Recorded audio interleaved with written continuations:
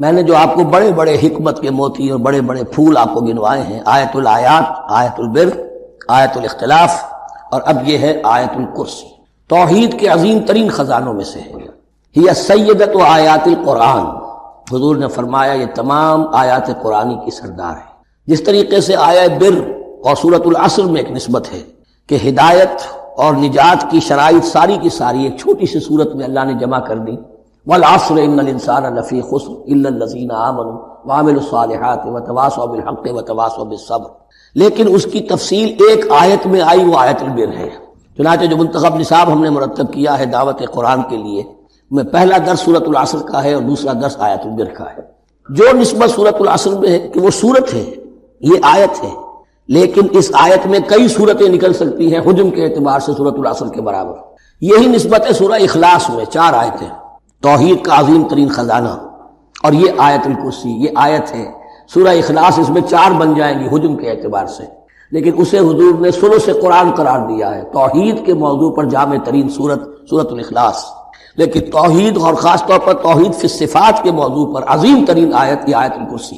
اللہ لا الہ الا ہو، اللہ وہ معبود برحق ہے جس کے سوا کوئی الہ نہیں، بڑا کیٹیگوریکل۔ الحی القیوم، وہ زندہ ہے از خود اور باخود، اس کی زندگی مستعار نہیں ہے۔ وہ جو کہا ہے کہ مانگ کے لائے تھے 4 دن، 2 آرزو میں کٹ گئے، 2 انتظار میں، عمر دراز مانگ کے لائے تھے۔ اللہ کی زندگی ہے اس کی از خود زندگی، کسی کی دی ہوئی نہیں، اور اس زندگی میں کوئی ضعف نہیں، کوئی کمزوری نہیں، کوئی احتیاج نہیں، آگے آ جائے گا، نہ اسے نیند آتی ہے نہ اونگ آتی ہے۔ قیوم، خود اپنی جگہ وہ زندہ جاوید ہستی ہے، اور باقی ہر شے کا وجود اس کے حکم سے قائم ہے، کوئی شے قائم نہیں ہے بغیر اس کے اذن کے۔ تو گویا کہ احد اور الصمد، اللہ اپنی جگہ احد، لیکن باقی پوری کائنات کے لیے صمد ہے۔ جو سورہ اخلاص میں 2 الفاظ آئے ہیں، قل هو اللہ احد اللہ الصمد، اللہ حی ہے اور قیوم ہے۔ لا تأخذہ سنۃ ولا نوم، اس پر غالب نہیں ہو سکتی نہ نیند نہ اونگ۔ لہ ما فی السماوات و ما فی الارض، آسمانوں اور زمین میں جو کچھ ہے اسی کا ہے، ملکیت تامہ، ملکیت حقیقی اس کی ہے۔ من ذا الذی یشفع عندہ الا باذنہ، کون ہے وہ جو شفاعت کر سکے اس کے پاس مگر اس کی اجازت سے۔ اب یہ مقام آیا ہے سورہ بقرہ میں پہلی مرتبہ، 3 مرتبہ کیٹیگوریکل ڈینائل کے بعد، کوئی شفاعت نہیں، کوئی شفاعت نہیں، کوئی شفاعت نہیں۔ یہاں بھی جو انداز ہے بہت ہی جلالی انداز ہے۔ من ذا الذی، کس کی یہ حیثیت ہے، کس کا یہ مقام ہے، کس کو یہ زور حاصل ہے کہ وہ اپنے اختیار کے بل پر، جو اپنی حیثیت کی بنیاد پر شفاعت کر سکے؟ ہاں، جس کے لیے اللہ اجازت دے۔ استثناء کے ساتھ شفاعت کا یہاں پر پہلی مرتبہ آیا، ورنہ سورہ بقرہ کے 6 رکوع کی دوسری آیت، وَاتَّقُوا يَوْمًا لَا تَجْزِي نَفْسٌ عَن نَفْسٍ شَيْئًا وَلَا يُقْبَلُ مِنْهَا شَفَاعَةٌ وَلَا يُؤْخَذُ مِنْهَا عَدْلٌ وَلَا هُمْ يُنصَرُونَ۔ 15 رکوع کی دوسری آیت، وَاتَّقُوا يَوْمًا لَا تَجْزِي نَفْسٌ عَن نَفْسٍ شَيْئًا وَلَا يُقْبَلُ مِنْهَا عَدْلٌ وَلَا تَنفَعُهَا شَفَاعَةٌ وَلَا هُمْ يُنصَرُونَ۔ اور اب اس سے پہلے کی آیت میں آ چکا ہے وَلَا شَفَاعَةٌ، کوئی شفاعت مفید نہیں ہوگی، لیکن یہ کہ اس میں ایک استثناء ہے۔ اب یہ ذرا باریک مسئلہ ہے کہ شفاعت حقہ کیا ہے، شفاعت باطلہ کیا ہے، تو دورہ ترجمہ قرآن میں اتنی تفاصیل کے ساتھ بحث نہیں کی جا سکتی، وہ ایک علیحدہ موضوع ہے۔ حال ہی میں نے اس پر اپنے درس ریکارڈ کرا دیے ہیں۔ یعلم ما بین ایدیہم وما خلفہم، وہ جانتا ہے جو کچھ ان کے سامنے اور جو اس کو پیچھے ہے۔ عام طور پر دنیا میں ہم سفارش کرتے ہیں تو کہتے ہیں کہ بھئی میں جانتا ہوں اس شخص کو بہتر، اصل میں جیسا کچھ یہ نظر آتا ہے ویسا نہیں ہے، یا جیسا کچھ فیکٹس آن دی فائل آ گئے ہیں وہ بڑے ہی ڈیسیونگ ہیں، اصل حقائق کچھ اور ہیں اس کیس کے، وہ میں آپ کو بتاتا ہوں۔ یہ بات اللہ کے سامنے کون کہہ سکتا ہے، جبکہ اللہ تو جانتا ہے جو کچھ ان کے سامنے اور جو کچھ ان کے پیچھے ہے، اور ان کا حال یہ ولا یحیطون بشیء من علمہ الا بما شاء، اور وہ احاطہ کر ہی نہیں سکتے اللہ کے علم سے کسی شے کا سوائے اس کے جو اللہ چاہے۔ باقی ہر ایک کے پاس علم جو ہے اللہ کا عطائی علم ہے، دیا ہوا علم ہے، محدود علم ہے، بڑے سے بڑا رسول ہو، بڑے سے بڑا ولی ہو، بڑے سے بڑا فرشتہ ہو۔ لا علم لنا الا ما علمتنا، ہم پڑھائے 4 رکوع میں، تو کون کہہ سکتا ہے؟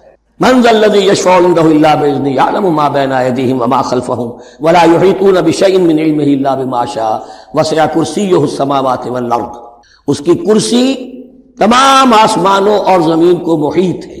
اب کرسی کے 2 مفہوم یہاں ہو سکتے ہیں، ایک یہ کہ اس سے جو معنی مراد ہے یعنی اس کا اقتدار، اس کی قدرت، اس کا جبر، اس کا اختیار، یہ اتھارٹی پوری کائنات کو، ایک یہ بھی ہو سکتا ہے کہ اللہ تعالیٰ کے لیے ہم نہیں جان سکتے، یہ آیات متشابہات میں سے ہیں کہ کوئی شے بھی ہو واقعتاً جس کو ہم اسے کرسی کہہ سکیں، عرش، کرسی، ان سب کے بارے میں یہ دونوں باتیں ذہن میں رکھیے۔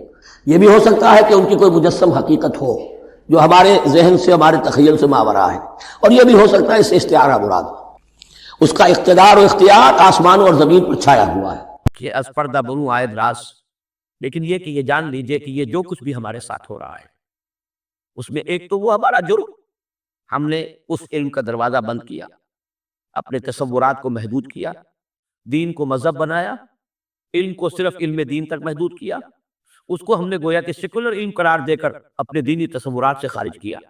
یہ ہماری غلطی، اور اس سے بڑا جرم یہ کہ اس آسمانی ہدایت کے بھی ہم کسٹوڈین سے پہنچانے کے لیے، اور ہم نے یہ کہ خود اس کو پیٹھ دکھائی، خود اس کو اپنا امام نہیں بنایا، خود اس کو اپنا رہنما نہیں بنایا، اور دوسروں تک پہنچانے کا تو کوئی سروکار ہی نہیں، سوال ہی نہیں۔ اس ڈائگنوسس درست ہے تو اب اس کا حل کیا ہے؟ پہلے تو یہ کہ اپنی ذمہ داری کو ہم پہچانیں۔ ظاہر بات ہے کہ ذمہ داری جتنا بڑا رتبہ ہے اس کی اتنی ہی بڑی ذمہ داری ہے، اور اگر وہ پہلو تو ہی کرے تو اتنی ہی سخت سزا کا مستوجب ہوتا ہے۔ کمتر درجے کی ذمہ داری ہے، کوتاہی بھی ہو گئی ہے تو کمتر درجے کی سزا کفایت کر جائے گی۔ رتبہ بڑا ہے، جن کے رتبے ہیں بڑے ان کی سوا مشکل ہے، جن کا رتبہ ہے سوا ان کی سوا مشکل ہے۔ تو ہم کسٹوڈین ہیں اس ڈیوائن میسج کے، گائیڈنس کے، رحمت للعالمین کی، رحمت للعالمینی صلی اللہ علیہ وسلم، اس کے امین ہم ہیں۔ لہٰذا پہلا کام تو یہ ہے ہمارے سامنے کہ اس علم کے اندر، جس کے لیے میں اب ایک لفظ استعمال کر رہا ہوں، اسلامائزیشن آف نالج، علم کو دوبارہ مسلمان کرو۔ یہ علم جو ہے، بڑی پیاری بات اقبال نے کہی تھی، عشق کی تیغ جگر دار اڑا لی کس نے، علم کے ہاتھ میں خالی ہے میان ہے ساقی۔ بڑی پیاری تشبیہ ہے یہ۔ عشق سے مراد یہاں وہ ایمان ہے، ایمان کی وہ تیغ جگر دار اس میان میں سے نکال لی گئی ہے، خالی نیام رہ گیا ہے۔ یہ پورے سائنٹیفک نالج جو ہے اس خالی نیام کے مانند ہے جس میں سے تلوار عشق نکال دی گئی۔ یہی تلوار عشق اس میں دوبارہ داخل کر دی جائے، ایمان کو اس علم کے ساتھ اگر شامل کر دیا جائے تو در حقیقت سارے مسائل کا حل ہو جائے۔ تو پہلا کرنے کا کام یہ ہے کہ وہ فلسفہ، وہ حکمت، وہ علم جو انسان نے اپنی سورسز کے ذریعے سے حاصل کیا، اس کا صحیح ربط اور تعلق قائم کیا جائے اس علم سے جو وحی کے ذریعے سے انسان تک پہنچا۔ ان کے آپس میں ریکنسائل کرنا، ان کے فصل اور بود کو دور کرنا، اور اس میں قرآن کا دعویٰ ہے۔ اور جو تھوڑی سی بھی واقفیت رکھتے ہیں، واقعہ یہ ہے، مورس بکائی نے پوری کتاب لکھی کہ آج تک سائنس کے کسی بھی شعبے میں کوئی ایسی دریافت نہیں ہوئی ہے جس نے قرآن مجید کی بیان کردہ کسی شے کو غلط ثابت کیا۔ یہ بہت بڑا معجزہ ہے۔ جیسے قرآن کے اعجاز کا اس وقت سب سے بڑا بزر کیا تھا کہ تمہارے ہاں بڑے سے بڑے فصیح اور بلیغ اور بڑے بڑے خطیب اور شاعر موجود ہیں، اس قرآن جیسا کلام مغو کر کے لے آؤ۔ اگر تمہارا خیال ہے کہ یہ اللہ کا کلام نہیں، محمد کا اپنا کمپوزڈ کلام ہے، تو لے آؤ، فاتو بسورۃ من مثلہ۔ اور کوئی جھوٹ موٹ کو بھی کوئی جرت نہیں کر سکا، اتنی ان کے اندر کم سے کم شرافت تھی، کوئی جھوٹ موٹ کو بھی سامنے نہیں آیا کہ کہتا کہ یہ ہے، میں کلیم کرتا ہوں کہ یہ قرآن جیسا ہے۔ اسی طرح آج کا سب سے بڑا معجزہ یہ ہے کہ قرآن مجید 1400 برس قبل کی کتاب، اور آپ کے شاید علم میں ہوگا ٹورنٹو میں، کینیڈا میں، جو وہاں کی یونیورسٹی ہے، اس میں جو ایمبریولوجی کے جو سب سے بڑے ماہر ہیں، جن کی کہ ٹیکسٹ بک پوری دنیا میں چل رہی ہے ایمبریولوجی کی، علم جنین، حیران رہ گیا ہے وہ شخص کہ 1400 برس قبل، جبکہ ابھی مائکروسکوپ کا کوئی وجود نہیں تھا، اتنی کریکٹ ڈسکرپشن ایمبریولوجی کے سٹیجز، اس قدر صحیح اس کی جو ہے ڈسکرپشن، یہ ڈسکرپشن کہ بچہ جو ہے ماں کے پیٹ میں 3 جھلیوں کے اندر، 3 دیواروں، فی ظلمات ثلاث پرورش پاتا ہے۔ ابھی تو کوئی ڈسیکشن نہیں ہوئی تھی ہیومن باڈی کی، یہ جو فزیولوجی ہے اور اناٹومی، اس کا علم انسان کو نہیں تھا۔ یہ حقائق کیسے آئے؟ اسی لیے قرآن کہتا ہے، اس کا دعویٰ ہے، سنوریہم آیاتنا فی الآفاق وفی انفسہم حتی یتبین لہم انہ الحق۔ قریب انہیں دکھائیں گے اپنی نشانیاں اور آیات، آفاق میں بھی، ان کے اپنے اندر، اپنے نفس میں بھی، یہاں تک کہ یہ بات بالکل ثابت ہو جائے گی کہ قرآن حق ہے۔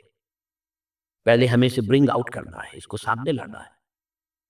پھر یہ کہ وہ حکمت اور فلسفہ اور ادھر سے ایمان